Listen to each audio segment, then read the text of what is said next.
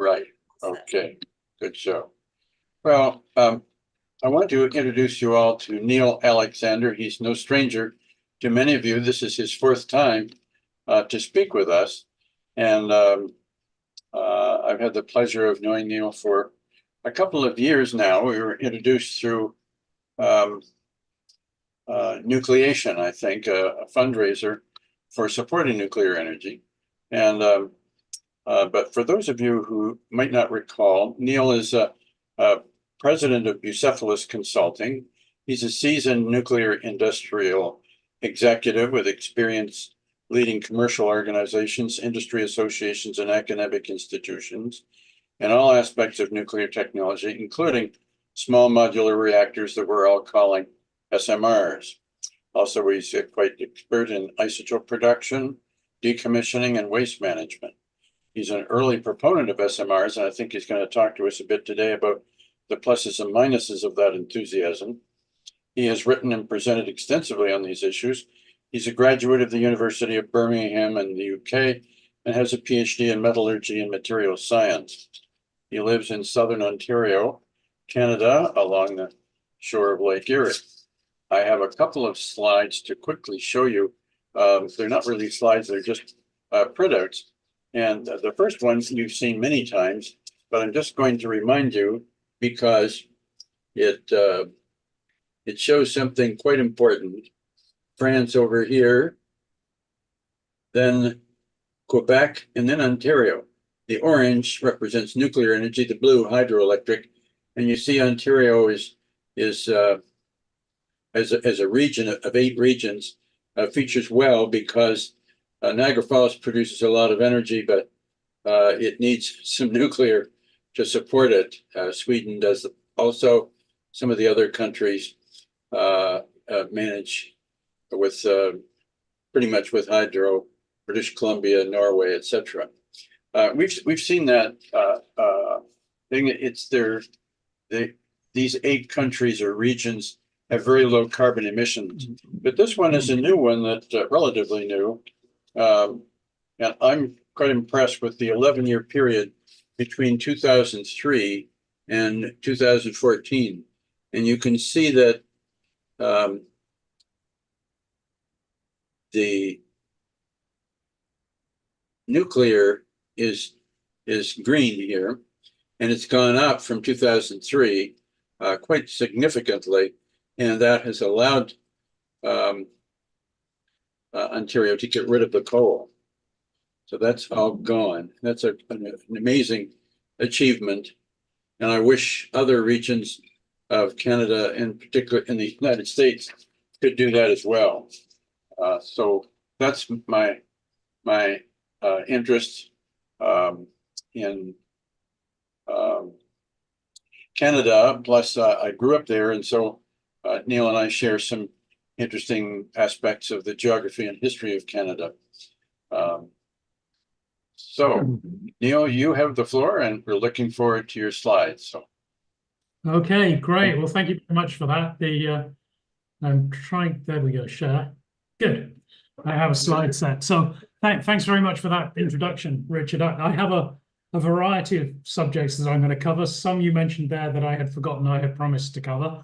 But I thought I would start, before I got into the presentation, talk a little bit about what's happening in Canada, yes, because it builds a little on what Richard said. So Ontario has always been largely driven by nuclear power, and the reactors we use here, the CANDU reactors, have a midlife refurbishment that sees all of the pressure tubes being changed out in order to run the rest of the machine for twice the length of the life. And it's now possible that we've done so well on this existing round of refurbishments that consideration could be given to further life extension by changing the pressure tubes again. But the process we've been going through for the last 4 or 5 years have been the refurbishment of the Darlington and Bruce power units. That's and that has been going. That's a program that's estimated to cost $24 billion, and it's looking like those projects are all going very well indeed. So we've been Could I taking. could I raise a quick question, Neil?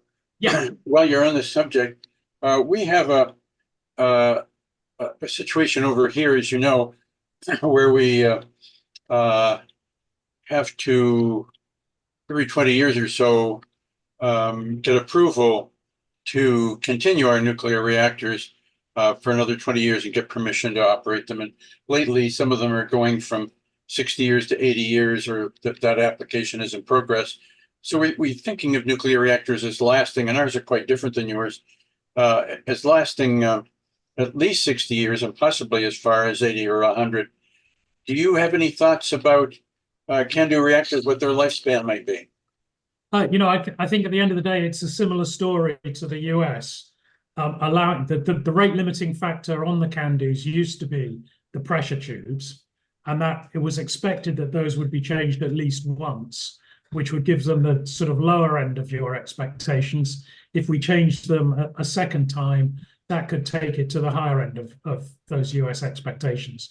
But basically, other than that, the machines are similar. So we're looking at the same sort of issues in terms of their overall lifespan. And these pressures are how many atmospheres inside those tubes? That's a degree of technical expertise that I'm afraid you hold in my head. They would be similar to American reactors, I would imagine. They're definitely under pressure, so Okay, they need to remain integral, and that's Sure. one of the key issues in managing the Canadian plant. Thank you. Okay, sorry, I wanted to interrupt now. No, that's great. What's the pressure of the US reactors, Richard? They're about mostly go by the temperature. But the pressure, I think, is about 165 atmospheres, I believe. Oh, okay, pardon? Thank you. And that allows you to bring the temperature from the boiling point of water in the boiling reactors, which is 100 degrees centigrade, of course, allows you to bring up to about 300. I don't know, what did you say the temperatures were in the CANDU reactors? Also about 300? It's in that region, I believe, but my memory fails me, and so some of those details slip by nowadays. But it's in the same sort of region. We'll let you go for a while. No, keep interrupting. This is for your benefit, not mine. So if people have questions, please ask them. So I talked about the refurbishments. We've known that the Darlington and Bruce units were going to be done. We have an older station at Pickering, and the original plan was to close that station. It was an earlier design, a little more expensive to operate, a bit more challenging. But in the last few months, a decision has been taken to refurbish that station as well. So the decline in nuclear that we were expecting is now being reversed, and we're looking to expand. Quick question again. Sorry about that. Is Pickering closer to Toronto than Darlington? Pickering is nowadays basically in Toronto. In Toronto, right? So Darlington is east of Toronto by about what, 50 miles? Yeah. And Bruce is north of Sarnia, on the Lake Huron shoreline, about halfway to the Bruce Peninsula. That's correct. Okay. That's correct. Okay. And then Canada has one other operating power reactor out on the east coast in New Brunswick, called LaPro, and there's a single unit out there. And that's on the St. John River? I imagine so. Yeah, okay. Not good at geography either. Okay, all right.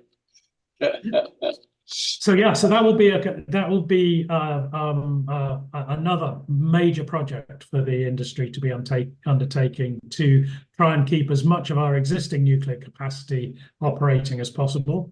There will be some units closed, but basically more of them are now going to be refurbished. On top of that, we are well on the way towards a plan to build 4 of the GE BWRX 300 units at Darlington. So they just fit into the category of small modular reactor at 300 megawatts electrical. And as well as the province progressing that project, the federal government are very interested in it. And we had an announcement recently that there will be $1 billion loan from the federal government to help that project go ahead. So that will start seeing us expanding our nuclear capacity for the first time in quite a long time. On top of that, Saskatchewan are watching keenly what OPG are doing, with the expectation that once OPG have demonstrated that the project is feasible, that they will be building 2 of the Hitachi units out in Saskatchewan. And that'll be the first time Saskatchewan has had a nuclear power reactors. It's had a small research reactor, but never a power reactor. So that will be another significant step in terms of expanding nuclear power in Canada.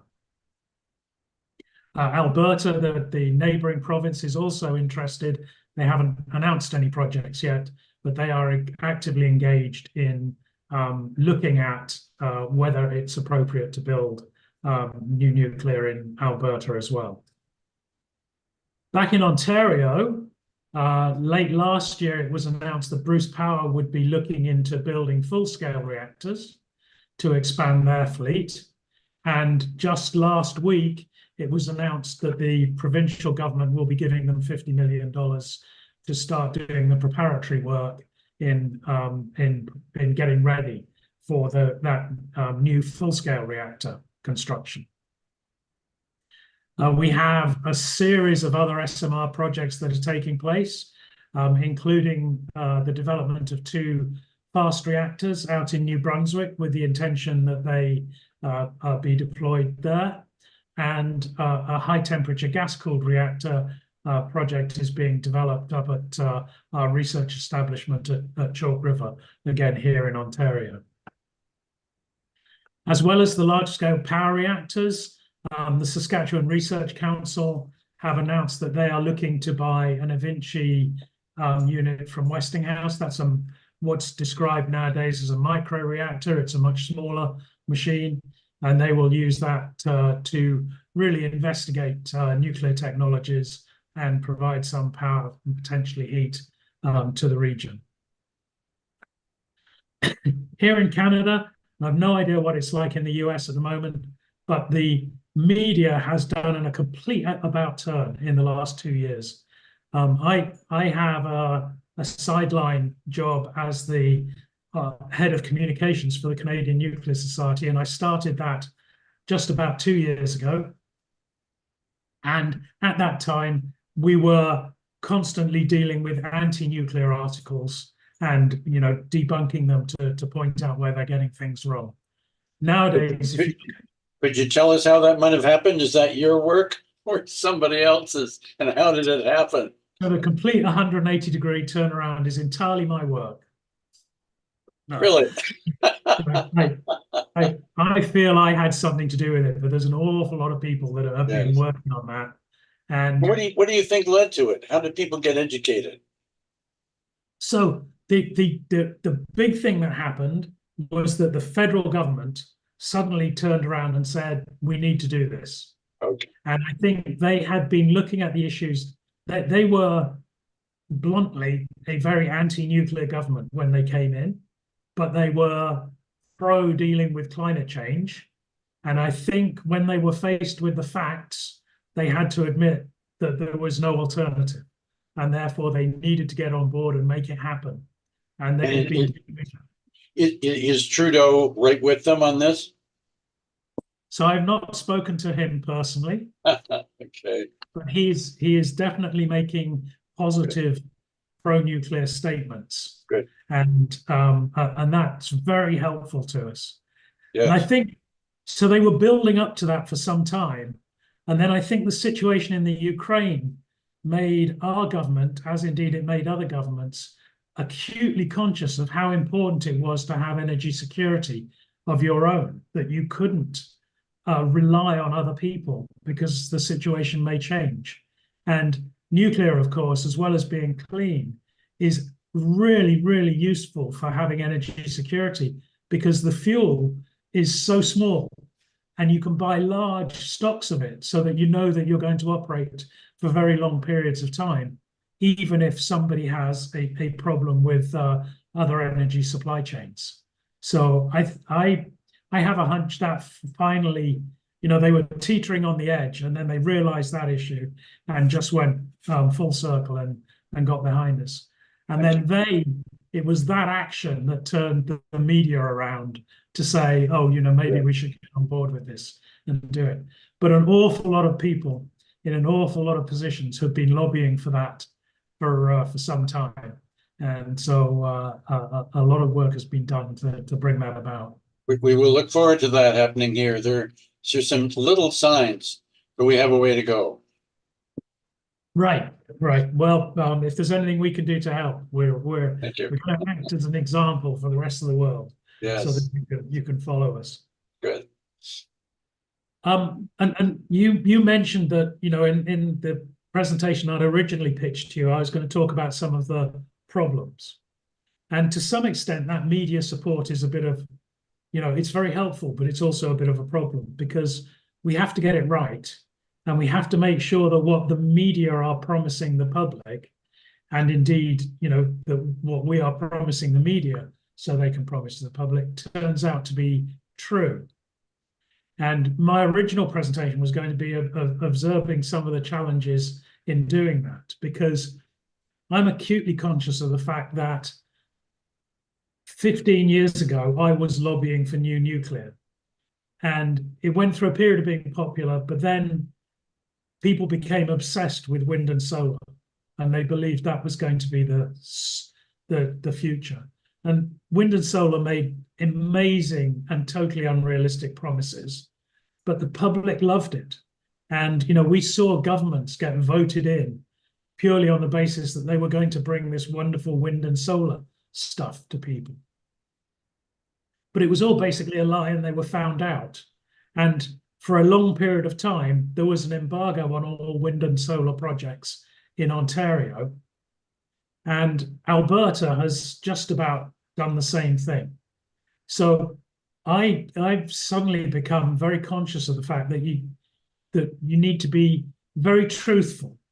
And telling the truth means that what is communicated to the public is the truth, and that the media don't oversimplify it and make promises that then disappoint the public. So my concern at the moment is that we might, the opportunity, let's put it the other way around and do the glass half full bit. The opportunity is that the public are listening to us at the moment. And what we mustn't do is what the nuclear industry has done in the past. And that is say to ourselves, oh, well, everything seems to be going well. Let's keep quiet and hope nobody notices and just get things done. We need to grab this opportunity to talk to people about nuclear issues so that they understand them, and we lock in the truth about nuclear.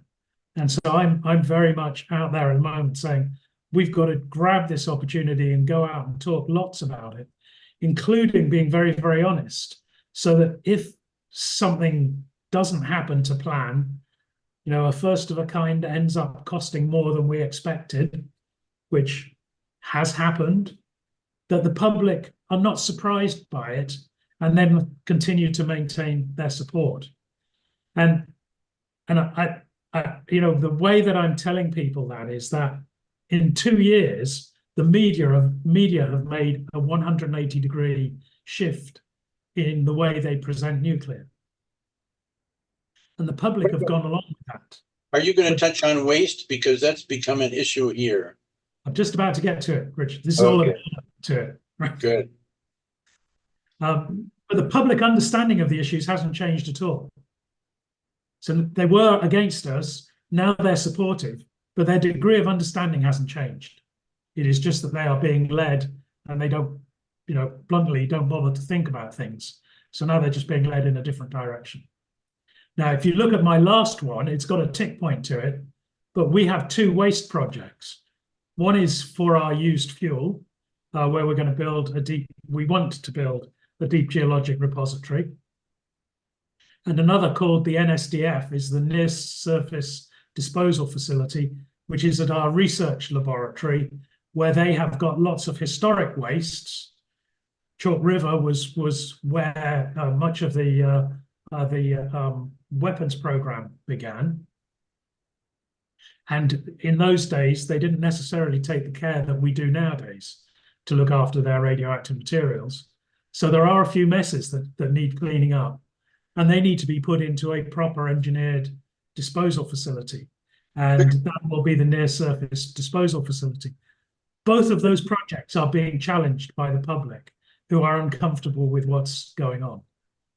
Quick question, a little off topic, but you talk about your military thing. I've been out of Canada for so long. Does Canada have any nuclear-powered military vessels? No. Okay. No. So we have no military use of nuclear technology whatsoever, unless you call the tritium in the sites and things like that as to okay, thank you. military use. Yeah, that's the way it was when I left Canada, but that was in the mid-60s. Yeah. A while ago. Yeah, having helped in the early days of creating the weapons, Sure. Canada decided against it and has not been involved since. I think that it has on occasions looked at nuclear reactors to operate seagoing vessels, so ships and submarines, but has never actually gone that route. Thank you. So I was going to give a presentation that I used to give, which is basically an entertainment designed to make a few points, called Banning Bananas from the Great Lakes and Other Fantastic Ideas. A very carefully chosen title.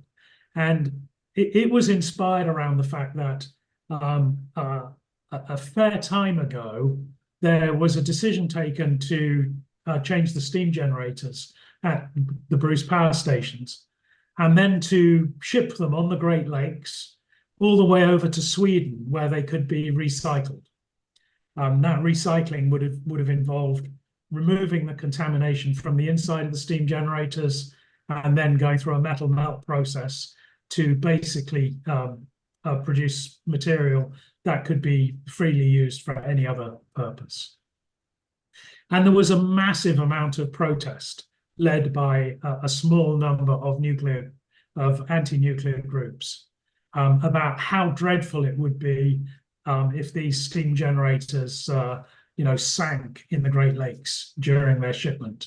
And it was absolute and complete rubbish, to the point where after the event, and I can't remember which one it was, but I think it was Greenpeace, just fessed up and said we were conned and we hadn't realized what we were doing, and we stood for this, even though it's complete nonsense, and it would have been much better for everyone if those steam generators had crossed the Great Lakes and gone and been recycled.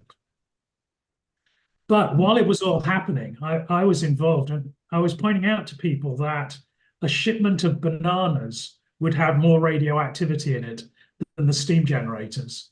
And unlike the steam generators that are like really thick steel, and the contamination on the inside of the steam generators was largely insoluble, that bananas were neither protected from the environment nor particularly insoluble. And therefore, my logic was that if you couldn't ship the steam generators on the Great Lakes, then you certainly couldn't ship a shipment of bananas. And that provided me the opportunity, whilst having a bit of fun with the silliness of what was being proposed, to point out that in fact, we do ship radioactive materials on the Great Lakes. 180 kilograms of uranium is shipped on the Great Lakes in the form of coal every year. So it's out there. And what I try to do is profile how people become quite obsessed with some ideas without understanding the context of their ideas. And then I went on to have some other fantastic ideas. And the other one I have is inspired by the situation with the Deep Geologic Repository. And that is that we should have all of the world's uranium dug up and buried properly. Because clearly, if we can't bury it safely in a deep geologic repository, then where it is at the moment, just lying around in the open ground, it clearly must be unsafe. And therefore, we should be digging it up and making it safe. And again, it's to try and profile some of the silliness of the anti-nuclear campaigns that work because they scare people. But actually, when you brew them down to the essence of what they're saying, make absolutely no sense whatsoever. I've been hearing, if I may interject, that there's a lot of excitement about harvesting uranium from seawater. That, of course, is feasible with uranium and not with thorium. So it's good for the people who prefer uranium, but I think the cost would be enormous. You agree? Well, it's why we haven't done it, because at the moment we have plenty of reserves on land that is easily accessible. Sure. But should we use all our uranium up and the price of uranium goes up, then you would still be able to recover it from seawater. It's still quite a common material. And one of the things I observe to all of the people that are against the DGR is presently every day they eat 2 micrograms of uranium or thereabouts. Like the average intake is about two micrograms. And our body copes with it by excreting about 2 micrograms of uranium every day. So that if the worst came to the worst, and some of it did actually make it to the surface, and we ate 3 grams of uranium every day, our body would probably get rid of 3 micrograms. Don't go eating 3 grams. Is it in particular foods more than others, or are you just talking about water? So uranium is in pretty much everything.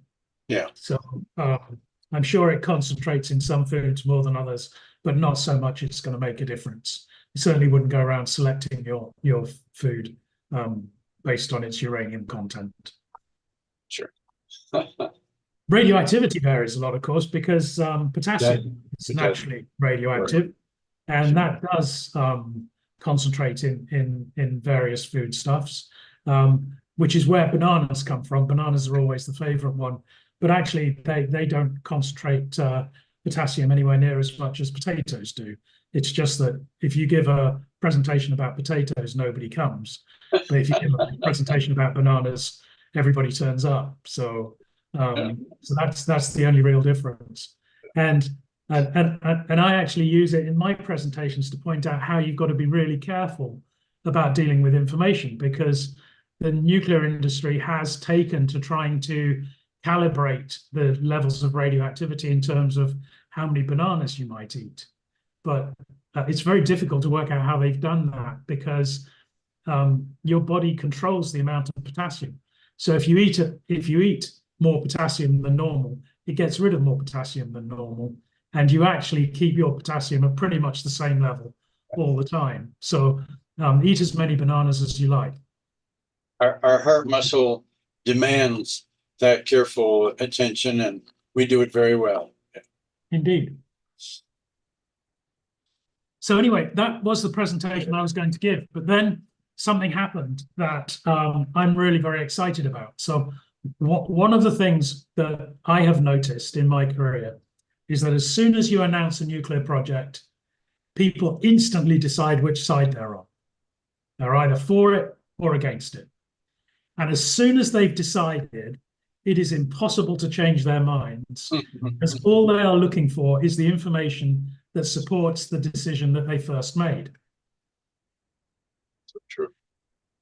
Like But when it comes to nuclear, most of the people that are making a decision are making it on faulty information. So they haven't learned anything yet.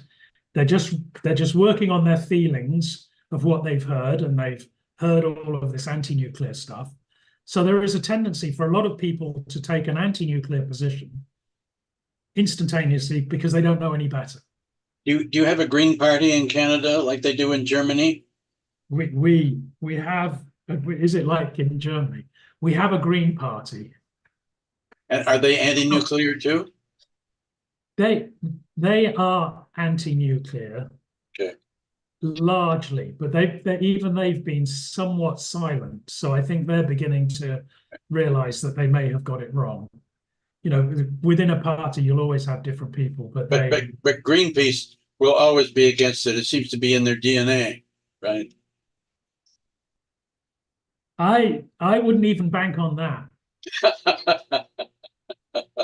I would not even bank on that. Like, I think, you know, as the nuclear industry goes on and on and on and on and doesn't cause all of the problems that people said it would cause, and is now being seen to be a solution to some of the world's real problems, that environmental groups are beginning to rethink their position on a lot of these things. So, yeah, I think Greenpeace, it's been that way for a long, long time. It would be a difficult transition, but I wouldn't be surprised if they made it.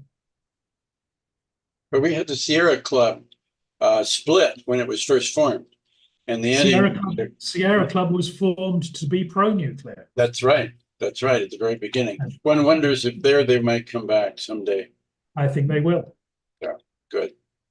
Sorry to interrupt, but that was a fun introduction. No problem. No, very useful material. And so what I was saying is that I now have been pitching, and I was involved in the early plans for SMRs in Canada that all got torn up and ignored. But the early plan was to try and educate people before anybody turned up trying to pitch a project to them.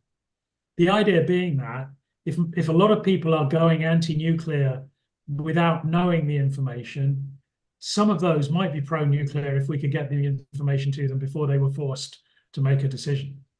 And so we didn't do that. We have been going, let's decide and then go and tell people about it approach, which I don't like.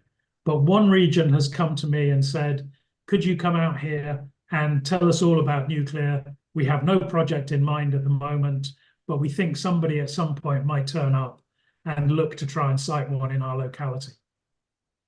So I'm going out next week to a region in Alberta just to talk nuclear without any intention of anyone selling anyone anything or trying to convince anyone of anything, just to provide them with information. And I'll be joined by 4 colleagues, and we're putting on a one-day information session, which I think could change the way that we handle nuclear engagement in the future if it goes well. So I'm really very excited about it. Wish you all success with that. But the presentation I wanted to give was to inoculate people against things that they were going to read in the media as soon as a project is announced. So that you can't deal with every anti-nuclear piece that's written. There's just too much. But the idea was to get people to look at them and understand them before necessarily believing what they were being told. So I've developed a presentation to try and do that. And what I wanted to do this morning, it's kind of in line with what I originally promised, but it's to essentially do a rehearsal of that presentation and take you through those ideas and get your feedback as to whether it works or whether it doesn't work. Sounds good. I've entitled it Understanding Nuclear in the Media. This is not designed to entertain, it is just to inform, and therefore I've sort of throttled back a little bit on some of my irony and sarcasm that can sometimes creep into my words. So the first thing I point out to people is that, you know, you can read stuff in the media that simply isn't true. And so, you know, one of the classics that people will come out with is the idea that, oh, I've forgotten my key bits because it's not on my slides. So a lot of people will have seen this done before, but the first thing I want to do is make people appreciate how easily they can be deceived, even when somebody is telling the truth.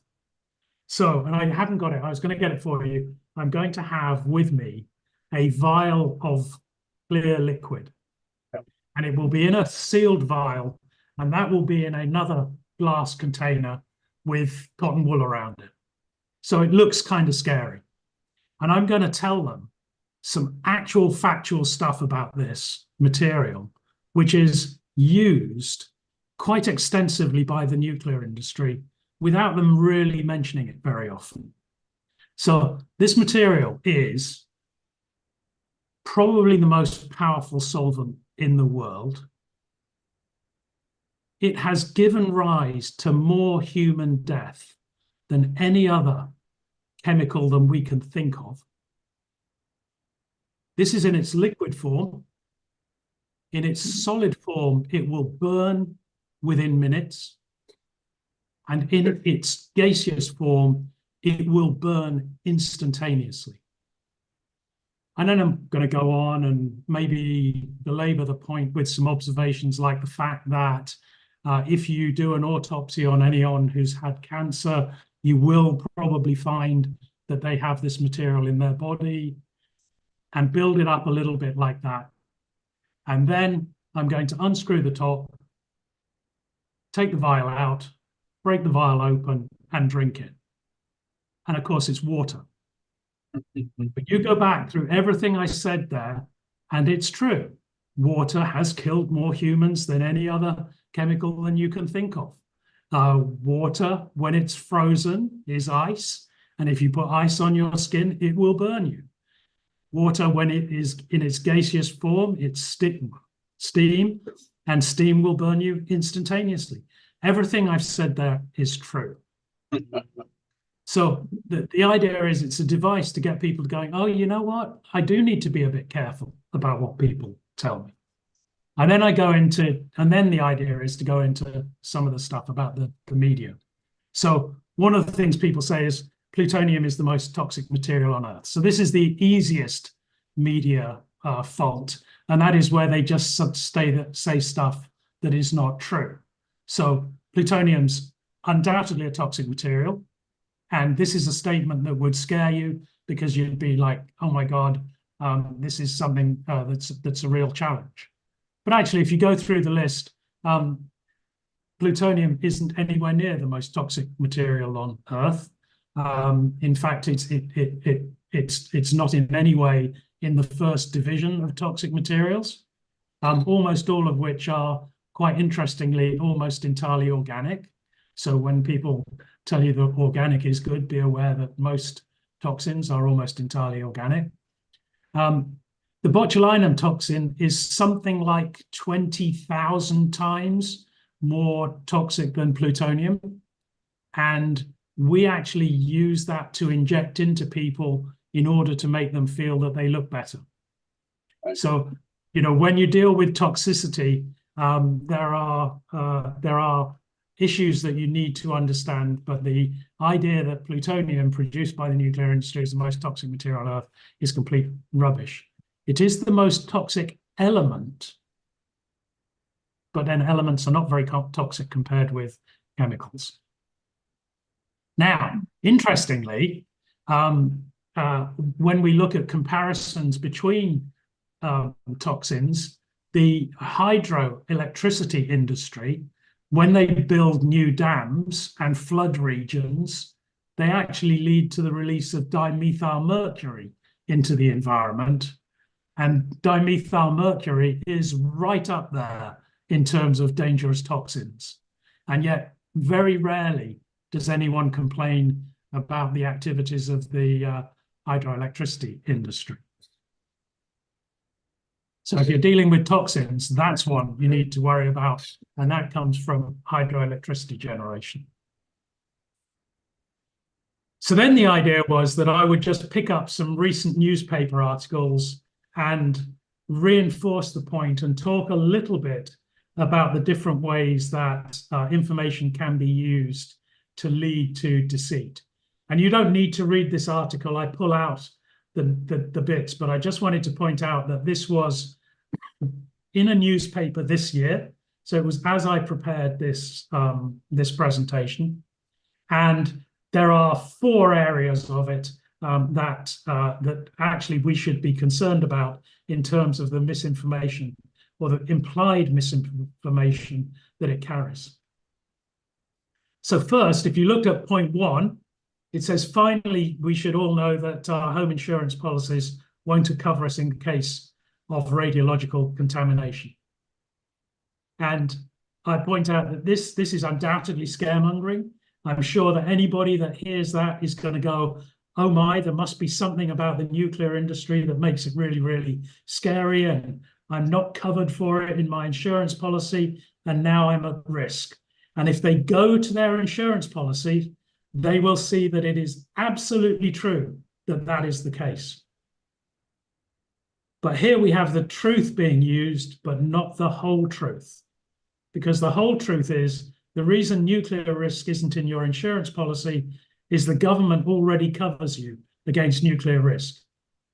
You don't have a deductible and you don't even have a premium for it. It's already covered. And that's why the insurance companies excluded. Not because it's some great risk that can't be handled, just one that the insurance companies don't have to handle, and therefore they write it out of their policies. But it was used to scare people, and it was used inappropriately. At the beginning, point 2, it said, however, they don't include historic references to some very concerning radiological contaminations which have occurred in Canada over the years. The objective of this, and they're referring here to the Nuclear Waste Management Organization, the people citing a deep geologic repository. So what they're doing here is trying to create distrust by suggesting that the Nuclear Waste Management Organization know things that they're not sharing with us. And is it misinformation? Well, it's absolutely true. The NWMO don't talk about the things that they are going to refer to in the article. But there's no reason they should. These things have nothing to do with the Nuclear Waste Management Organization. They don't talk about them because they're not relevant to the discussion. So what they've done is they've woven a story to try and imply that there's some reason to distrust NWMO. But when you look behind the story, it has no substance. Similarly, from the same thing, they try and create distrust of the whole industry by trying to imply that there have been radiological contaminations that have caused some problem. So the industry talks about these projects quite a lot, so there's no secret behind it. But and it certainly isn't keeping any secrets. And you can go out and look at that. The evidence is there in the domain that there is nothing secret about these projects, and therefore nothing to distrust the nuclear industry about. They then go on to say uranium, to refer to uranium mining, uranium conversion, and reactor operations problems as the causes of this contamination. Again, they're scaring people about every aspect of the industry. The implication being that there has been some kind of consequence to these activities. But nowhere, although they imply a risk, nowhere do they say what the actual risk is. And if you look into all of these projects, yes, there was contamination, but there hasn't been any health effects. There hasn't been any damage to the environment. They've all just been, issues that we may have preferred not to have happened. We might get around to clearing up sometime, but they haven't been a problem to anyone. And again, they just haven't calibrated that risk. So the idea is, and I think then this fourth one is another little trick they use. Excuse me. If you look at that, the fourth point, it states a 2015 cancer care study found that former miners had a 2-fold increase in lung cancer. Again, the objective here is scaremongering about nuclear activities. Anybody that hears about lung cancer is going to go, oh my, this is a bad thing. But again, there is an issue here because there's definitely a correlation. The miners did actually have a 2-fold increase in lung cancer, but it wasn't necessarily caused by the mining of uranium, though that may have contributed to it. The fact is that for the first time, they had plenty of expendable income, and they spent it largely on cigarettes and alcohol.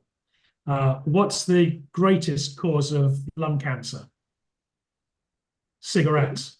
Yeah. A twofold increase in lung cancer arising in a population that previously hadn't smoked and now does smoke is not a surprising statistic.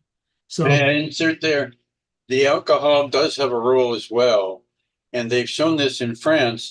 They've particularly looked in the vocal cords area of the larynx, where people like to let wine accumulate as they're enjoying its flavor, and found that each one doubled cancer incidence, but the two together raised the incidence sixfold. Oh, So, wow. and that was also shown by the Millers here at the University of Wisconsin, that cancer causation is at least a twofold process of priming and acceleration. And so they work together as co-carcinogens very nicely. I'm glad it's the two in concert that make the big issue. I always back away from the challenge of alcohol itself causing cancer, because I don't want to give up. But you can see here again, they made a statement that is true. They implied a causation, but the causation isn't necessarily there. But they still managed to scaremonger, and this is prevalent in our media, and it is insidious because you don't notice it happening unless you sit down and spend your life debunking the articles that come out. Most people will read this statement, which is a true statement, but they will come to a conclusion from reading it that is not correct, because it doesn't carry the truth in it, even though it's actually a correct statement. So I'm hoping that using those 4 examples, that gets people to, using the example of the water followed by those 4 examples in the media, that gets people to understand that it is an issue and it's worth understanding how to deal with things.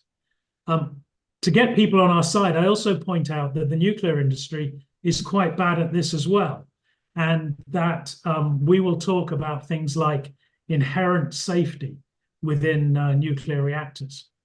And I will make the observation that when somebody in the public hears the words inherently safe, they believe that the reactor must be completely safe, that it constitutes no risks whatsoever, when clearly this isn't true. Nuclear reactors have high temperatures, high voltages, rotating machinery, heights, tripping hazards, as well as the nuclear risk. So there's nothing.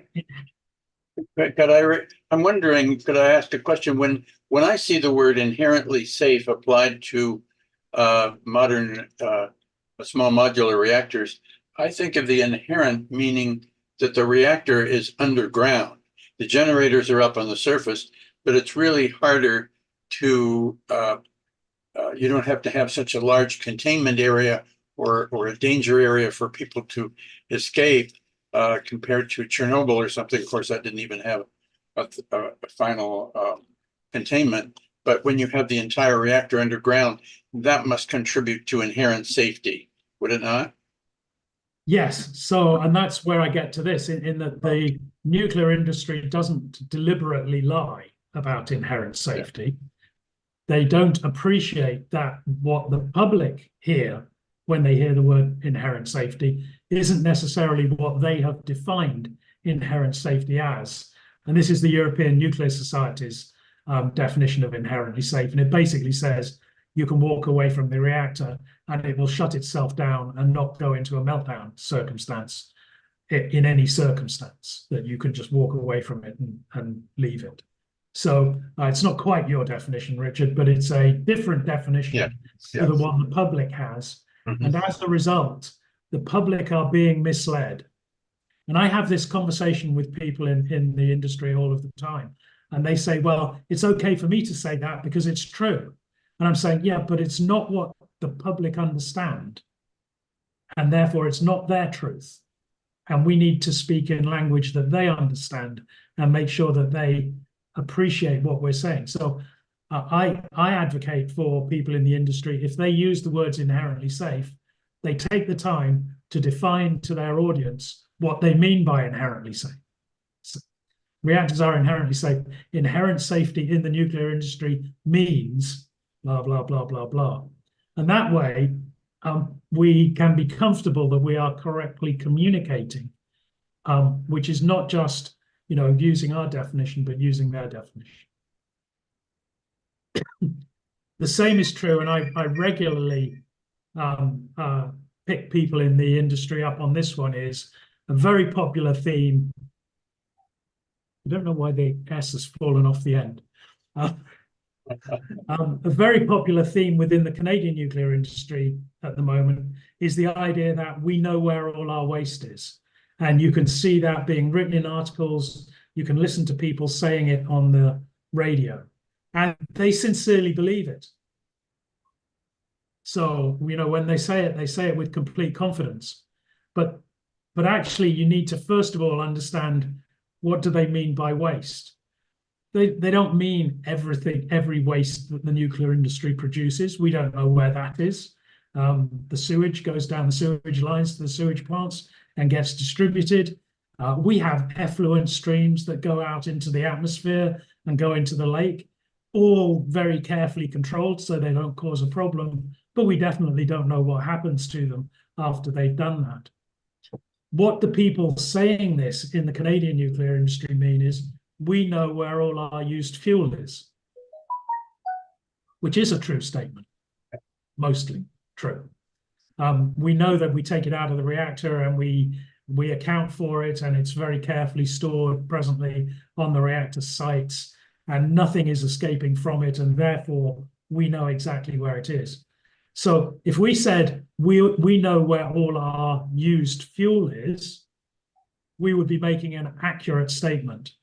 But the public is going to entirely misread we know where all our waste is, because they're going to think we mean we know where everything is. And if something escapes, they're going to say, but you told us you knew where it all was.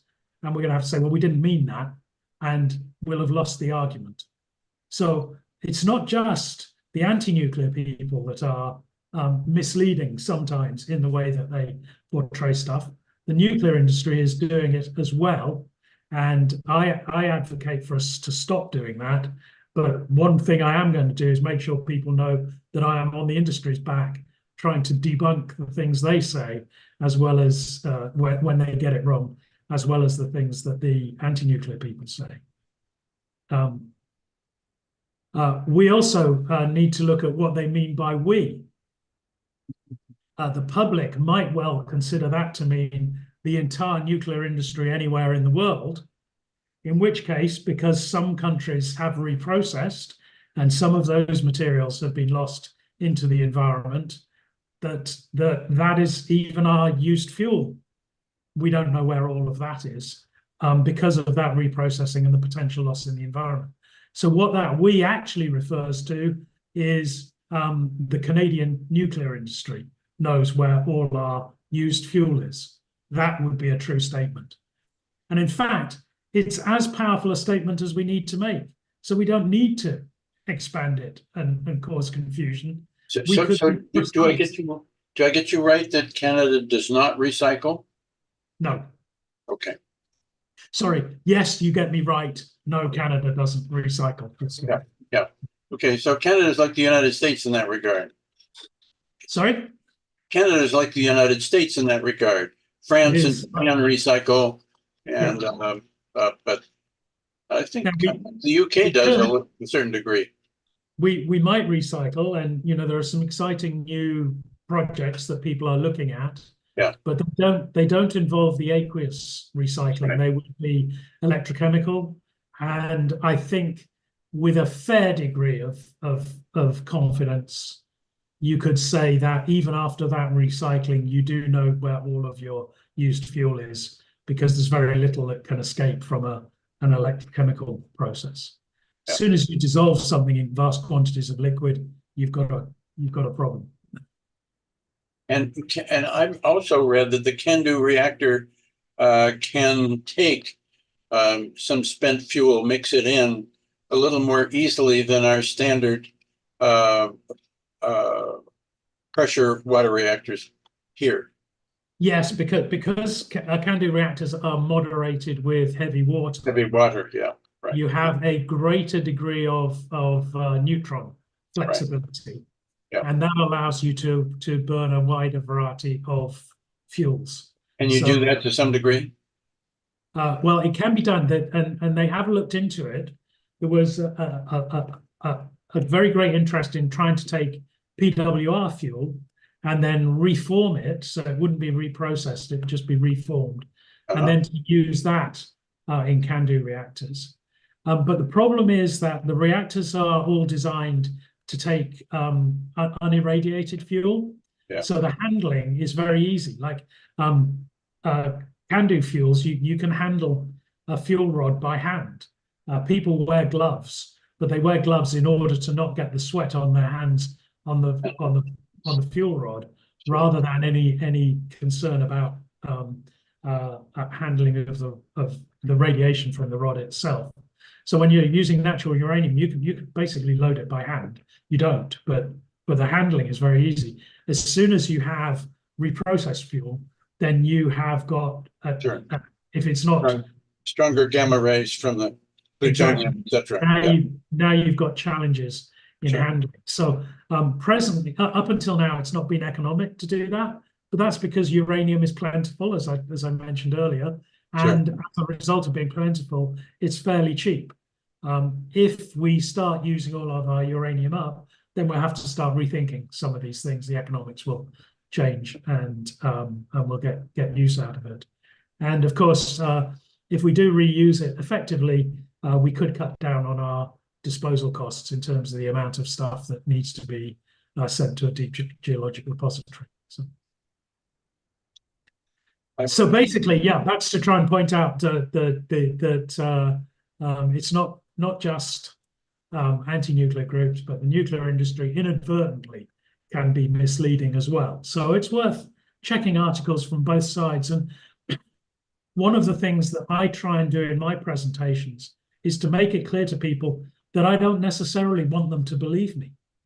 I want them to have enough doubt to go back and check their facts, because I'm not scared of someone checking my facts. If you look at the anti-nuclear people, they're desperate to prevent people from going and checking the facts. So it's like, you don't need to know anything more about this. This is what you need to know, because they don't want anyone to go and look it up, because they realize that if people start understanding the issues, a lot of what they say will get discounted because it's misleading. So the idea then is to lead them into a discussion on how you can take a newspaper article and what you might then look how you might then look at the article in order to analyze whether it's telling you the truth or not. And it's really, this is just like critical thinking, which would have given me another C. But in order to have everything alliterated, I brewed it down to correct, context, causation, comparison, calibration, and conspiracy. So, and then I'm going to go through them individually.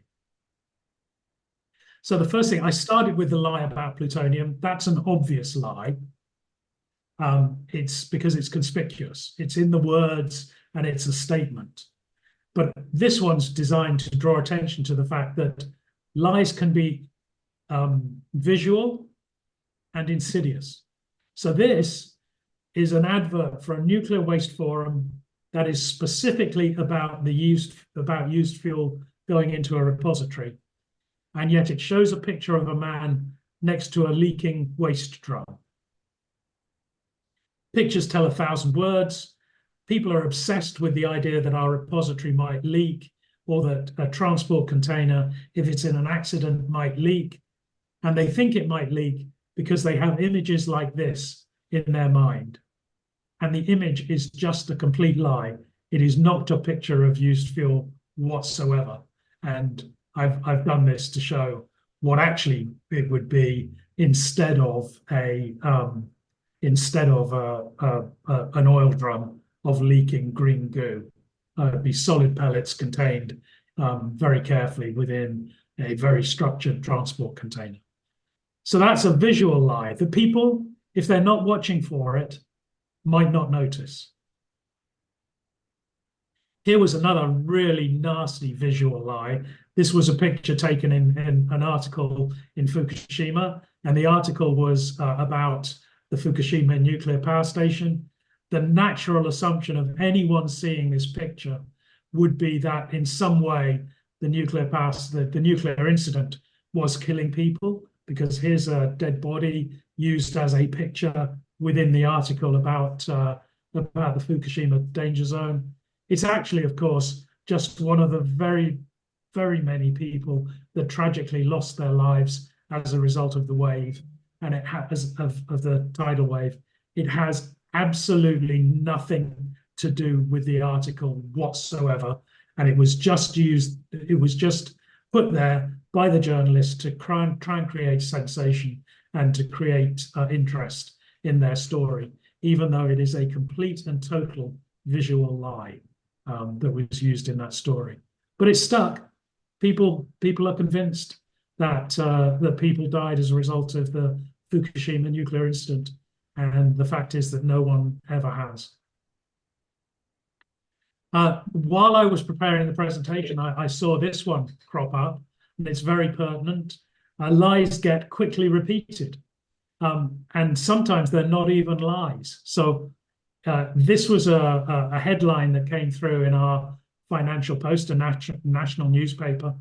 Wind and sun come through to help Alberta electricity operator end extreme cold grid alerts. We had a very extreme cold weather snap in central Canada, central to western Canada, in the prairies. That was leading to the potential that there would be a blackout. And in those circumstances, with temperatures in the -30s, -40s, people would be dying. It was very serious. They offset it by the fact that they put out an alert, and people stopped using any electricity that they didn't absolutely need. And anyway, this article came out shortly thereafter, and one of the anti-nuclear people picked up on it and quoted it. So they said in their article, saying that everything was fine. During Alberta's recent cold snap, it was in fact solar and wind systems that prevented the grid from collapsing. So they had taken this story, which they quoted, and said that it prevented the grid from collapsing. Actually, the headline is very deceptive. What it's basically saying is that the situation was caused largely by the fact that neither wind nor solar were operating during that cold snap, which is not surprising. If you get a high settle over a region, that's what gives us the cold weather in the winter, and it's cold still weather. So the fact that there was no wind is no surprise. What this article is saying is that when wind power came back online after the emergency was over, the emergency stopped happening.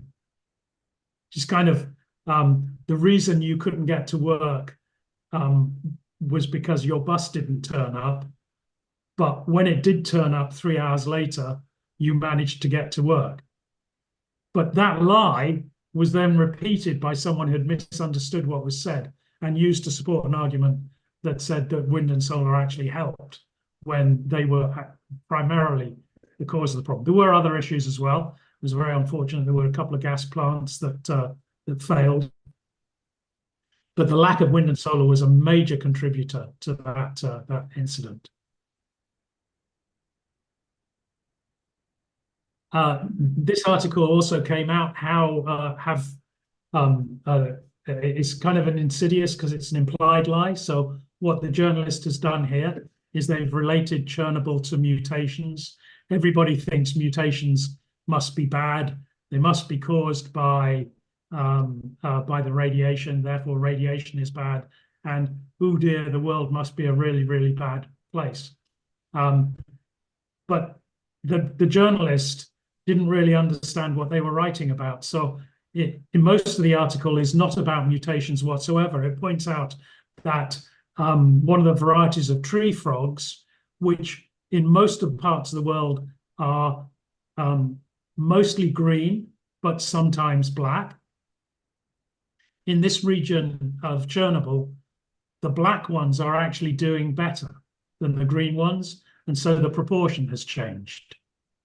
This is evolution at work, but it doesn't involve any mutations because that mutation has always existed within those frogs.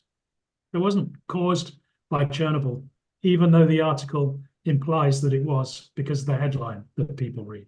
So again, it's a way anti-nuclear material can end up insidiously being woven into a text without actually stating that that any mutations were coming as a result of the Chernobyl accident. It turns out that it may have increased the rate of mutation, and some of those mutations could be beneficial, and one of them might even give rise to an approach to cancer care that improves our ability to treat cancers. So there's an upside that, if you read the article, arises as a result of what's happening in that region. So that's my idea on basically, whether it's factual or not. But then the next issue I ask people to look at is context, and everybody will know these statistics, but it's just to point out that if you take something out of context and say nuclear might kill you, you could get scared of it, but you actually need to consider the context of what would happen if I didn't have nuclear and the alternatives. And if you look at the alternatives, you're much more likely to be killed by almost every other form of electricity generation than nuclear. And so therefore, it may be something taken out of context you might be scared about because somebody can point out it kills you, but it's actually much less likely to kill you than anything else. So my second C is context and trying to draw that to people's attention. And people struggle with this one because they think, oh, wind and solar are so natural, there's no way that they could give rise to loss of life. But bizarrely, lots of people decide to put their solar panels on their roofs themselves, and a statistically significant number of them fall off the roof and kill themselves. So could that be avoided? This is also a logarithmic scale. So it makes coal look not nearly as bad as it really is. Yeah, and hydro is like, I think you have to be careful because all the studies look at things in different ways. But a hydro dam went in China. Yeah. They never released the figures, but the estimates are upwards of 100,000 people died as a result of that. And yet, you know about Chernobyl, but you don't know about that dam break. And that's kind of confirmation bias going on, which I think I come to later, and if not, I need to weave that into my presentation. Calibration, I love. So we're talking about context now. Calibration. Very often people try and scare in the media with issues that are entirely uncalibrated. So this one I think is a delightful one. It's a classic headline. We saw a lot of this. Fukushima's new nightmare, 1 million tons of radioactive water. A ton of water is not any indication of risk whatsoever. It is just a big number designed to scare people. And so I try to observe to people that, would it be any more of a risk, given that we're going to dilute it by putting it into the ocean, if that was 2 million tons of radioactive water, but the same amount of radioactivity? And would it be any more risk if it were 2 grams of water? But this number is entirely uncalibrated in terms of risk, and yet it's used to scare people just because it's a big number. So I'm trying to get people to look for, does the number you're given mean anything to you, and how do you interpret it? I have a quick story to share with you and the group on this one. People in California are really obsessed with fear over, I think, the Green Party fear about radiation. one time I had the pleasure of meeting Jacques Cousteau's son, who happens to be my age, and we met on a trip.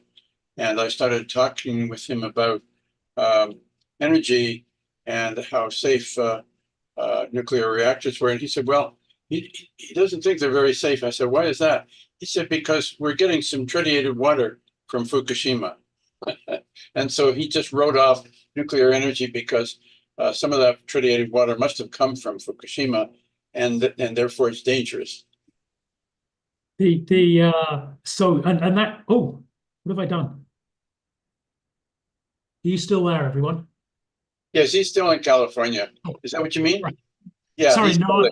But he doesn't. I I don't think he swims very much offshore. I think he goes to the French Polynesia and the Mediterranean to do his swimming. But he is a great proponent. Took over from his father in protecting the oceans, and that's a wonderful thing to do. And when I pointed out to him the tritiated water was quite safe, he said, "Well, I'm not a scientist." And I said, "No, but I said don't get caught up in the anti-nuclear paranoia of California. California has a lot of it."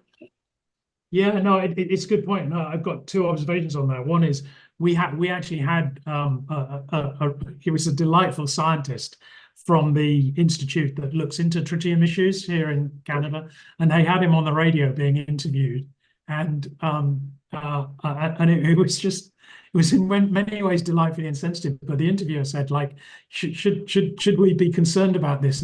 And he kind of said, why would you possibly be concerned about this? And it was just so sincere. It was beautiful. It was just like, you know, like, I can't think of a reason why you would care. It's so small. As a graduate student, I used to have tritiated thymidine in my pocket because I would be injecting mice to label the thymus glands with tritium in the DNA.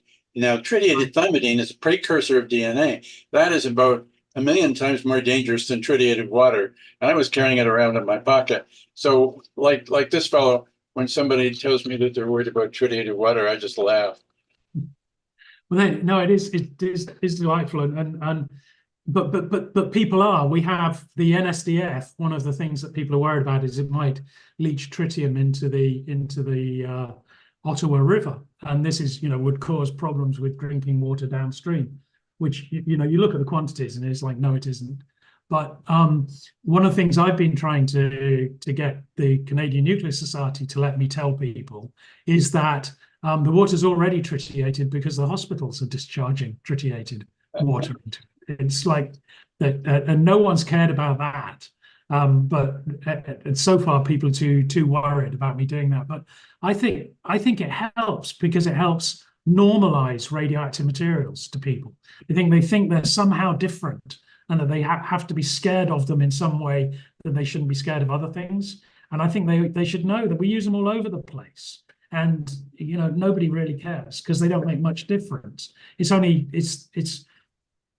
when there's lots of it or it's concentrated. Sure. In the same way of handling other things that we need to worry. I have taught for a long time already, and I have only just started. So I guess is it appropriate to do some kind of poll as to how long people would like me to go on for? Like, should I wrap it up in 10 minutes or I would say 10 minutes or so would be good. Yeah, 10 or 15. There's no we're because we want to leave a little more time for questions from the audience. I've been pestering you with questions just because I can't resist, and we're old friends, and I figure it contributes in some way to the conversation. But well, that's great. So I'm gonna blame you. So it's all your fault. Okay, there you go. Nothing to do with the fact that this is the first time I've done this, and I hadn't given consideration to how long it would take. So yeah, I've learned one thing, that I need to slim this down somewhat. This one is related to that last one, but I just love this one in terms of calibration, because it says Japan is poised to flood the Pacific with 1 million tons of radioactive water contaminated by Fukushima nuclear plant. And I did the math, and I might be wrong, but in terms of the amount of water that is going to flood the Pacific, it makes a 7.5 times 10 to the minus 15% increase in the amount of water, which I'm not sure if that's a flood where you are, but it's not a flood where I am. But again, insidious implications and scaremongering are being dropped into headlines that just make absolutely no sense whatsoever. This is a very technical one, but an important one, where they misuse statistics. That's why I call it lies, damn lies, and statistics, because you can take numbers and play with them. So these are our actual numbers. We have 438 megawatt electric of wind installed in Ontario. We have 13,500 megawatts of electric. If you build another 438 megawatts of wind power, you have increased your wind power by 100%. If you do the same in nuclear, you've increased it by 3.2%. So, we've seen lots of articles that play on the fact that wind power is growing so fast. Yes. And they use the percentage figure, and it looks like it's growing really quickly. Well, we had one windmill and we built a second one. But not only that, but up on the upper left there, it says installed capacity in Ontario. That means what it can do at noon on June the 21st. And that's not saying what it produces. I've got solar panels on my roof and I know what they're doing. And so this word capacity is another huge distortion. It is. It was just the easiest way to show the percentage calculation trick that routinely you see in the. And you were talking the same at the beginning, like you said the risk of cancer can double and multiply by 6. Sounds really scary, but if those numbers are scary because the first number is quite significant. But if you double the risk of a cancer that only 1 in 10 billion get, you're taking your risk of 1 in the world going to 2 in the world. It's not something we're necessarily going to be too worried about. Again, it's a little statistical trick that people play. I don't need to tell you guys about causation, not correlation. We talked about it earlier on. I like this one. You can go, there's actually, if you go to this Tyler Vigen page, it does spurious correlations, and there are lots of wonderful ones. This is one of the closer fitting ones. The number of people who drown in swimming pools each year, and the number of films that Nicolas Cage appears in. So as one of my other fantastic ideas, I'm trying to encourage people to not let Nicolas Cage act in films in order that we can drive down the number of drownings in North America. This one came out as I was preparing the presentation, and you can see a bit of my sense of humor in here. So it's a picture of a meteorite hits a woman in France while she was having coffee on a terrace. And so I immediately concluded that I must never go to France and drink coffee on a terrace because I may be hit by a meteorite. And therefore I'm no longer going to do that. That's one of the 2 meteorites that fell in the world that decade, whatever it is. So again, just trying to pause to point out that because a meteorite hits a woman in France doesn't mean to say that you should not go to France, or indeed that because she was having coffee on a terrace, it doesn't mean to say that having coffee on a terrace increases your risk of being hit by meteorites. And we don't know where it hit her, with a big toe or the head. I think she survived this one, so it must have been somewhere peripheral. Right. This one's to make sure that comparisons are fair, and this has been one that has really messed with the electricity system in Canada, and I'm sure is doing the same in the US. But we see a comparison here. This is an anti-nuclear group. So somebody asked a question as to whether we have anti-nuclear groups in Canada, and yes, we do. We have all the same ones that you have in the US, and then we have a few of our own. They're surprisingly quiet at the moment, and it doesn't appear that the media wants to hear from them. So we're not getting a lot of activity at the moment. But touch wood, it stays that way. You can never tell with these people.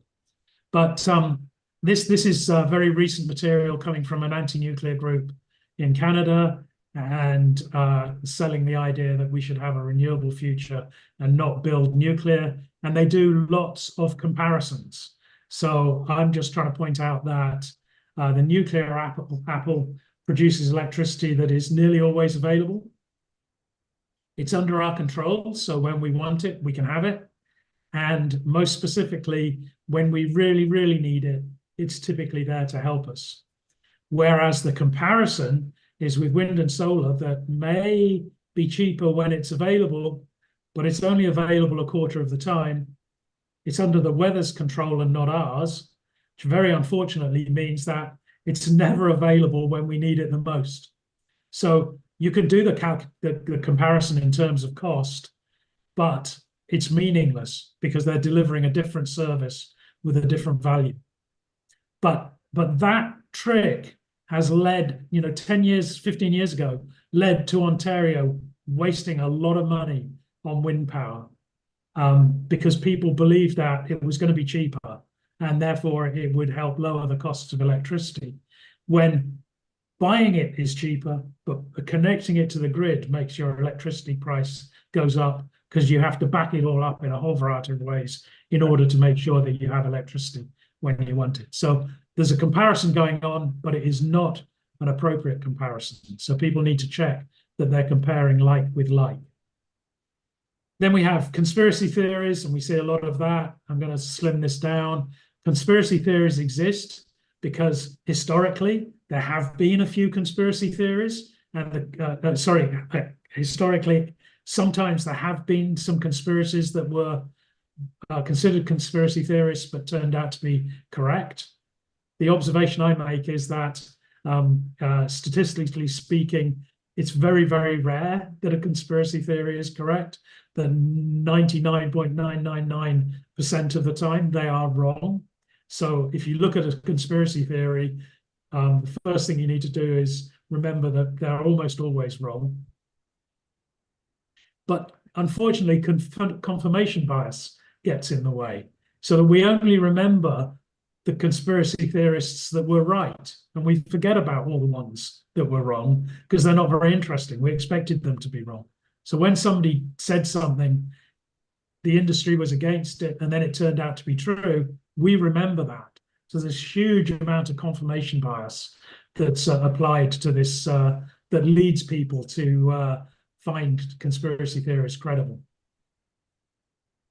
A basis of conspiracy theory, typically you look for a group that can be blamed. So in our case, the nuclear industry, you create fear, which drives people to, consider the issue to be important. You cherry pick information in the way that I've been kind of outlining. You can misuse information, or you can just make information up to fuel your conspiracy theory. And then if somebody starts looking for the real information and starts understanding that the conspiracy is a load of rubbish, then what you do is you attack them personally and try and distract people away from that to give credibility to the conspiracy theory. Here's an example of it. This was me on social media. Somebody, an anti-nuclear group, complaining about something. I said that they must have realized that what I'd said was true because they hadn't responded. And their response is, how much money do you get paid a year to lie about this? Because they realized that what I'd said was true. And so therefore they had to try and move the dialogue away from that. I don't get paid any money for any work I do on social media. And I didn't lie, but that's how they tried to leave it, to try and distract from the fact that they had been caught not telling the truth. Yeah. If you're faced with a conspiracy theory, and this applies to everything, not just nuclear. In fact, this whole presentation could be given about any of the issues that are prevalent in the media today. But is there an easier, more obvious explanation? Sometimes the conspiracy theory is very convoluted. Convoluted things don't tend to happen. They're too difficult.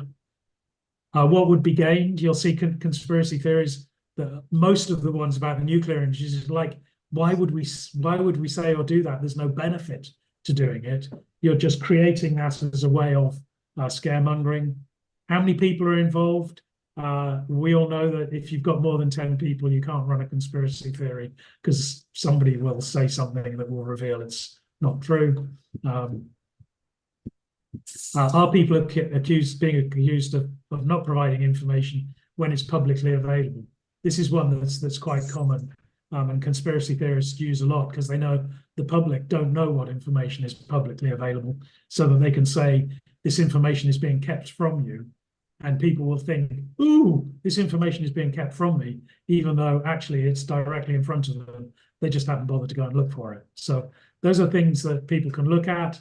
And that actually, I lied about my presentation, brings me to the end. It brings me back to correct context, causation, comparison, calibration, and dealing with conspiracy theories. So I'd be very interested to know, whether that was interesting, helpful, whether you think I've got the issues right, or, any feedback on that presentation that I plan to use in front of a previously non-nuclear jurisdiction in Canada in the near future. Well, thank you, Neil. That was really entertaining and a very relaxed pace of just chatting about so many aspects of nuclear power in Canada. We have over here come to a way that we use nuclear in such a negative tone that we're hearing so much about fusion, that we formed a group called Friends of Fission to get rid of the word nuclear and to focus on fission as opposed to fusion.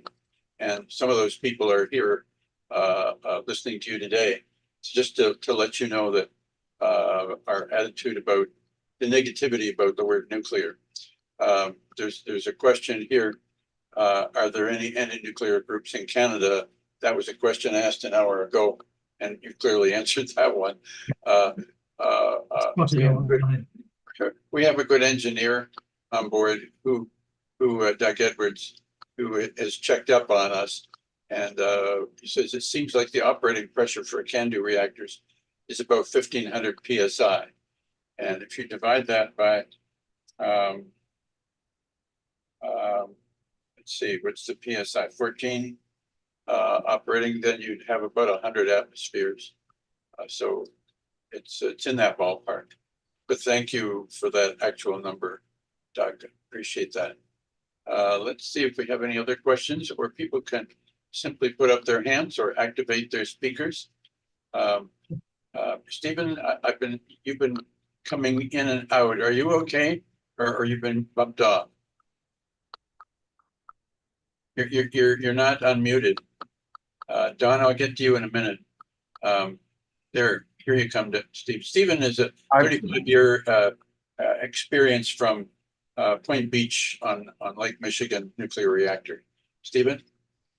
Yes, I worked for Westinghouse for about 20 years, and then Wisconsin Electric for another 25, and then consulted for another 15 years. And I was in and out because I think I have some bad connection in my my Spectrum connection. Okay, I thought that might be it. I was hoping that it was just a problem. I kept letting you back in anyway fairly soon. So I appreciate that, and I'm going to have to look at the whole recording to get everything. Yes, I think so. We have that generally comes online within about 4 days. By the end of the week, certainly the following week, Stephanie puts it up at PLATO Madison, all one word, platomadison.org. Look under recorded sessions. And now, Don, you had your hand up. Unless if you have anything else to say, Stephen? Not at this point in time, except what I did see was excellent. Thank you. There are a lot of items there that are a different view, different comparisons that I would like to be able to capture for use elsewhere if that is permitted. Yeah, I think if people like the message, I'm happy to see it spread as wide as possible. Good, thank you, Neil, and thank you, Stephen. Don, you need to, there you are, you got your mic up. Yes, I would like to also congratulate Neil on making a presentation that illustrates the problems of misinformation which have exploded in the United States recently. But more importantly, in the New York Times today, there is an article about the Hinkley reactor that's being built in England. And it is very negative, even though everything appears to be true and relatively neutral. The overall incident is saying that it's uneconomical to do it. And do you have any reaction to this and how it could be forestalled? So I haven't seen the article, which puts me a bit of disadvantage, but I did make a note and I'll be looking it up straight afterwards. The economic issue is always a difficult one, but I do think we need to, the key thing is to get people to understand that you can only directly compare technologies if they provide the same service. And that if they don't, you can't compare them. So the issue is, what's it uneconomic compared with? Well, if it's uneconomic compared with coal and gas, then that may be true, but it's not solving your greenhouse gas emissions challenge. If it's uneconomic compared with wind and solar instantaneously, then are you prepared to put up with not having electricity when wind and solar are not available? And I think that's an issue that's quite difficult to communicate to the public, but we have to start getting them to understand. Because the fact of the matter is that Hinkley will be economic because the UK doesn't have any other choice. Therefore, by definition, the cheapest form of acceptable electricity is the most economic form of acceptable electricity. Well, let me correct that. I indicated economically, but the difference is not the choice between nuclear and not. It's the fact that the French have been building this reactor for more than 10 years, and it will take another 10 years before it's finished. Or that's the 2031 now is the projected date. And its cost overrun, it was either promised to contractual cost was small, but dribbling it out like this means that it's really it's not accepted by the economists and everybody else, that you weren't able to plan the cost, and it could go on 50%, 100% more. And so the question is, in the United States, the Nuclear Regulatory Commission actually requires almost as much justification for a reactor that it does to build it. I mean, they want it perfect. They want one, absolutely proven. And we don't have the capability. It should not be done. The French built the reactors more quickly and that's why they've got them. And they built them the same way, and they were fine. Why can't our reactors are much more site specific. And that's one thing you can get away with the small modular reactors. And so I think the future lies in small modular reactors, and the sooner we can get there through the Nuclear Regulatory Commission, the better it'll be. Yeah, I largely agree. SMRs give us the opportunity to build a lot of machines, and therefore, we will learn from that process and continuously improve that process so that they will become progressively relatively cheaper. I think that's great. I think that one of the issues with the large scale plants is people always trying to do it cheaply in order to demonstrate they're competitive against things that it turns out they never needed to compete against, and that we may have been better going, let's focus on getting it right rather than getting it cheap, which I know isn't necessarily a popular view, but if we're going to solve the problems that we think the world has, it's one that maybe we need to get our head around, and to stop going, oh, that's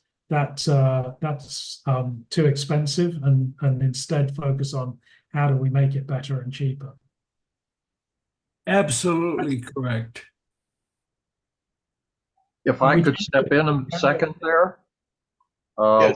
When we're comparing France to the US, France is a single utility using a common Westinghouse design across the board, versus the US, multiple utilities, multiple suppliers, initially very competitive between 4 major suppliers, and it's really not a fair comparison. But and I don't think that really the comparison was the important thing. But there's a message to be learned about repetition and the benefits of repetition. Too often that we've seen nuclear programs start and then be challenges at the beginning, and we never saw the benefit of building machines that are almost identical time after time after time. And I think that's something that as the world has to get its head around building more nuclear plants, is something we need to make sure we learn from, that we don't start each project with a different group of people learning the same lessons that another group of people somewhere in the world have already learned. And that we share the information, share the successes, share the failures to continuously improve. I have a question about your background with Rolls-Royce in the past. Now, that was Rolls-Royce in Canada, but that gives you perhaps an insight into their beautiful looking SMRs. How are they made some projections that I saw when they first came out with this gorgeous looking unit, that they could really take over England and a good part of Europe and perhaps even beyond. Did they overplay their optimism? And I haven't heard much from Rolls-Royce in the UK.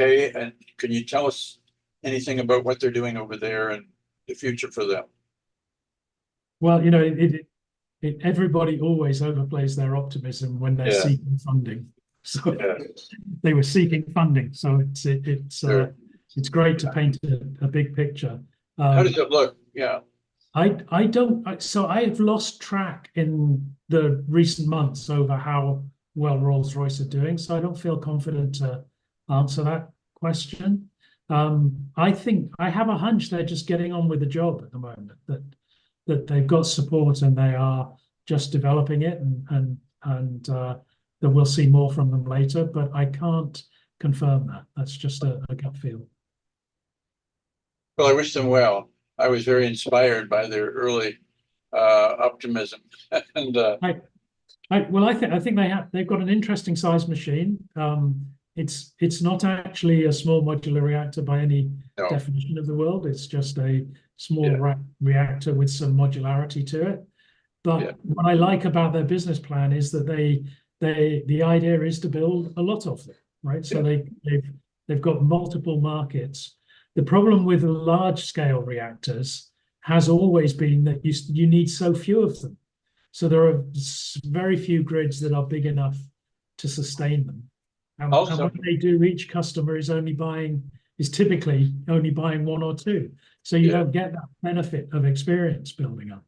The other, we've been talking over the past years about SMRs and the beauty of assembly and on-site with manufactured components. But there's another thing that we don't very often think about, and that is to make many small ones, as you just suggested. You don't have so many grid problems. I think when you look ahead into the future of these tremendous ice storms and so on, you can't. You could put some local transmissions of electricity, but very difficult to send large amounts of electricity across ice fields. And they managed to do it in Quebec pretty well. But I always think that that's a sort of an advantage of the small modular reactors, that your wires don't have to go so far. And that, you know, a long time ago, I was speaking to Tom Mitchell, who at the time was the president of Ontario Power Generation. So he had a bit. I think we were just in relaxed mode, and I said, "So what do you really want?" And he said, "I want a reactor I can put in Windsor, which is one of our smaller towns, right?" Because he was taking on board exactly the issue that you've got. There are challenges in moving power around the place. So he could see that if he could put them in each small town, link them up, you've then got robustness, you've got easy delivery in the locality, but you've also got a network. That means that if any one part of the network fails, you can substitute with other parts of the network very quickly. And so I think SMRs do build in flexibility to do that. But as part of a system, if you have a large load of demand for electricity, because you've got a big city or something, you need the big reactors as well. But they work very nicely with each other to create a suitable grid that you can rely on. Yes. I'd like to ask a question, if you don't mind. Thanks very much for your talk, Neil. So I have a question about this 2015 Canadian study of workers in terms of the incidence of cancer amongst workers.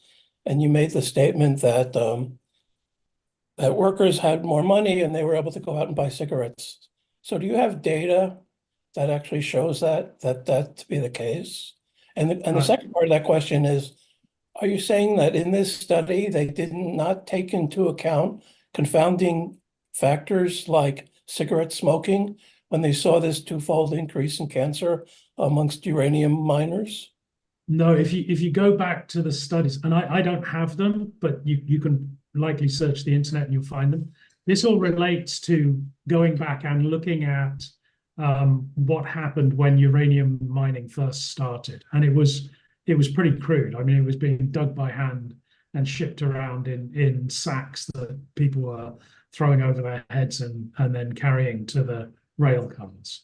And there was undoubtedly an increase in cancer, and the early studies immediately attributed that to nuclear, and it's that then the follow-up studies started saying, well, hang on, what else was going on at the same time? And yeah, if you search through the literature, you will find the stories that do that, or sorry, the information behind the studies that did that. So initially, yeah, they kind of made the assumption and hunted data, and then found that the data did support the idea that uranium was causing those cancers. The later studies suggest that uranium likely was causing cancer, but it was not causing the massive increase that they'd seen, that was attributable to other So let me just follow that up. So was there also studies that showed that there was an increase in silicosis amongst these miners? Going into a level of detail, tests I mean, for example, so usually, and this I think is the case of German workers as well, usually there's a case of increase in silicosis, and you're not going to get silicosis from cigarette smoking. So I think my general point is that there's one thing to say that there's hype on one side, but I think to say, for example, as you did in your talk, to put the burden on having workers go out and use their money to buy cigarettes, I think is a little bit too much on the other side as well. There is a real problem in ventilation within these mines, no matter what. And I think that has to be addressed if you're going to bring down the incidence of cancer amongst miners, no matter what they're mining, actually, whether it's uranium or something else. And ventilation, clearly it's the radon within a lot of these mines that's the real risk here. And so Yeah, I would not diminish that risk and simply dismiss it. Well, I clearly failed in my communication because I did not mean to do that, and I think I did on a number of occasions say that the radioactivity would have been a cause of an increase, but it wasn't. When I was making it wasn't the cause of the doubling that was in the figure that was used in the newspaper article, which did try and attribute it entirely to, or did imply that it was entirely radiation. But yeah, you clearly know more about mining than me. But one of the interesting things about the uranium mines in Canada is that they are very, very well ventilated compared with other mines. And so you're probably at lesser risk in a uranium mine than you would be if you were mining anything else underground. Okay. Just one other question too on this, and maybe Richard could step in and answer this. So in terms of so tritium is a low energy beta emitter. So clearly, if you have tritiated water in your pocket, for a low energy beta emitter, the clothing and the skin is going to prevent that beta emitter from interacting with your body. But the real risk for tritiated water is ingesting it. So what's the risk of what other risks of ingesting tritiated water, for example? It goes right through you, right through your kidneys. It's got a half-life of 14 years, I believe. And it goes right through you and into your urine and out. And it is such a weak beta emitter. It used to be made in our wristwatches. There would be not tritium, but there would be weak betas of the similar intensity from these watches. And the only people who painted the dials, but certainly it wouldn't even penetrate through the glass of the watch. But drinking, I personally would not mind drinking tritiated water any more than you. As Neil pointed out, water can be a poison when too much, and I just don't think that the tritium would add anything to water as a poison when drinking. It would just go right through you. Well, It's impossible to find water that does not have tritium in it. That's true. That's true too. But of course, So you have to start with what is the baseline for water? Yeah, but of course, water itself has so little tritium in it. It's a question of what the dose of tritium is in that water, for example. It's all down to, and this is where it's important that people don't see things in black and white, but they see them in the shades of gray that they actually exist. So low level, we're designed to live with low levels of tritium because there's low levels of tritium all around us. But if you had very concentrated tritium in water, you would be potentially causing yourself a risk by exposing yourself to levels of radiation you would, and then you drank it, right? And you'd be exposing yourself to a risk that you shouldn't really want to do. But it's the concentrations and the quantities that are the issue, not the fact that tritium is radioactive and therefore we all have to respond to it as though it's something terrifying. And you're right, like But that is exactly the used point. in watches. We use it they use it in children's toys as tritium paints. The only way you can make tritium hazardous is to link the tritium to a DNA precursor. And you could, and I used to use it, linked to thymidine. And even in thymidine, tritiated thymidine, it will make a tracer in a mouse. You would have to give vast quantities to make it lethal in a mouse. And that's the tritiated thymidine, because it's so close to the DNA itself, it can cause a mutation that way. But without it being bound in the DNA, it simply washes through the body. It's of no consequence. Well, okay. So the issue, so one of the things that comes up in all this is that much of the tritium in the CANDU reactors right now is actually being bought to be used in the ITER fusion reactor back in France right now. Yeah. So I think it's bought up all the tritium, and there are strict protocols for the use of tritium at the ITER site, right? In the sense that it's acknowledged, for example, that the tritium has to be under tight controls, that you don't want it to spill into the waterways, that the workers at the site have to be monitored. I think that there is a reasonable perspective that has to be put forth when talking about these issues, rather than simply saying that the other side is just full of propaganda, and not considering a more realistic approach to some of these issues.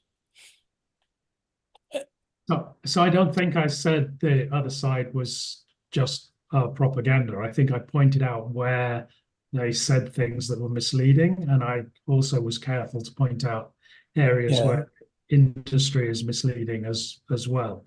I think it stepped over the line in terms of that 2015 cancer study, because I think you put the burden on people, and I don't even know what the data is. I mean, if you had data that people went out and bought smokes, but there is a clear incidence of increase in silicosis amongst miners that needs to be addressed.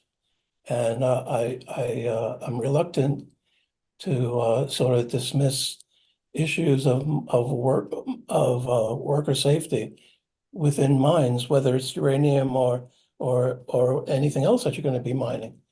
So Can I say that's- something? One of the things that should have been mentioned is comparing one type of miner to another type of miner. What was this doubling based on? What was the comparison group? Was it another group of miners that weren't working with uranium, but some other sort of comparable digging of some sort of ore? What was the comparison group actually composed of? Because those people also would have had money to buy smokes and alcohol and all of these sorts of things. So I think what he's saying is that the choice that you made, while might have some truth in it, it's kind of convoluted, and it would be better to find a better example. That example is fraught with lots of problems. That's a good observation, and I want to make sure that the examples aren't fraught with problems. I'll consider how best to present that and see whether I can find a better or a clearer cut example. But that's what we were, your test group. So you've got some feedback now on one of your slides. Thank you, Dottie. It's very good. No, it's important because when you're talking about communications and making sure that the communications are clear, and then you realize that you haven't communicated clearly on one of the issues, then you've clearly got something that you need to deal with. So I thank you for your comments, and I will endeavor to make sure that one is wrapped up. If I use it, that it's wrapped up very clearly as to what I'm saying, so that it can't be misunderstood. Good. I've got a quick question about Elliott Lake. I used to work on the sea lampers up on Lake Huron, and wasn't very far from Elliott Lake. I flew up there in a seaplane, and and I was impressed with how many people were settled in for the long haul. And I asked them, a few of the land homeowners, if they thought that was just stable, those mines were stable. Oh yes, they said, they'll be here for years. Well, that was 1959. I think the next year in 1960, United States changed their policy and canceled quite a few contracts for Canada. And I heard later that the Canadian government, I think, or Ontario government, bought up a huge number of those homes so that for the people working in the nuclear industry and set them aside for retirees. I thought that was a very nice thing that the Canadian government did for these miners who had to leave in a hurry when the American contract got canceled. And all that is a long story to ask, where is it being mined today? I presume not in Elliott Lake anymore, but in various other places around Canada.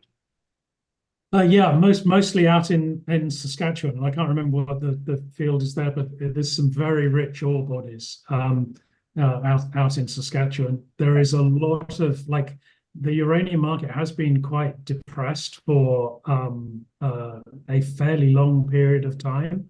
So there hasn't been a lot of prospecting going on, and the focus has moved away from Canada, so that we used to be the largest supplier, and we're now much lower down the ranking, with Kazakhstan, I think, taking the lead. Okay. But with the renewed interest in uranium and the prices now going back up to where they were and perhaps exceeding that, I think we'll see a lot more prospecting going on.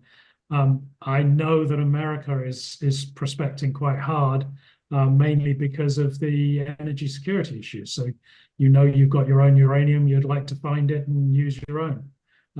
And so I think we're going to see an expansion in uranium mining in the foreseeable future. I'm glad to hear that those mines will be well aerated. I'm going to just take a minute to remind you that we are departing from our usual lectures next week. We're going to we've been reading a book, and we're going to have a book discussion group. It's called, the book is called Fire Weather. It's by an excellent author, John Vaillant. And if you don't have time to read it in the next week or get it from your library, I have a few slides prepared, and we'll just talk about various aspects of the book. I think it's rather ironic that the Athabasca tar sands are being mined by very dedicated people with large incomes and homes settled right into the forest in this little town of Fort McMurray. And you can't help but feel very sorry for them when their houses burn up in 3 minutes flat as these forest fires whip through the town. It's a shock, but there's an irony there, of course, that when you get these huge, I mean, the bitumen in that area is mixed, or the tar mixed in with the sand, and it's very near the surface, very easy to mine. And if you look at the history of the investments, both in Canada and the United States and worldwide, and the vast number of oil companies invested there, it's a huge thing and only stands to increase in the future. So we're going to be having an ironic but interesting relationship with forest fires, not only across the Western United States, but in parts of Canada where the people are residing very close to the boreal forests. So that should make some interesting reading and discussion for us next week. And so we'll be thinking of you. When are you going out to Alberta? Not this week, next week. So I'm Okay. speaking next Wednesday, I think. Okay. Well, if you want to join in, feel free. You have the link. And even though you haven't read the book, you might get a chance to peek at it. We'll talk a little bit about it next week. So Great.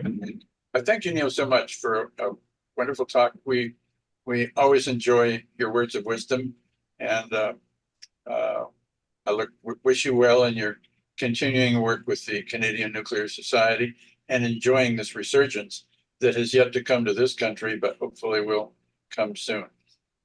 Great. So Thank you. Well, thank you everybody for listening to me and allowing me to use this as a first of a kind, so that I'll be on my next of a kind by the time I present it, and will have removed those areas that could be wrong and shortened it by about half. Right. Okay. Thank you very much. So long. Thank you, Neil. See you all next week. Bye-bye.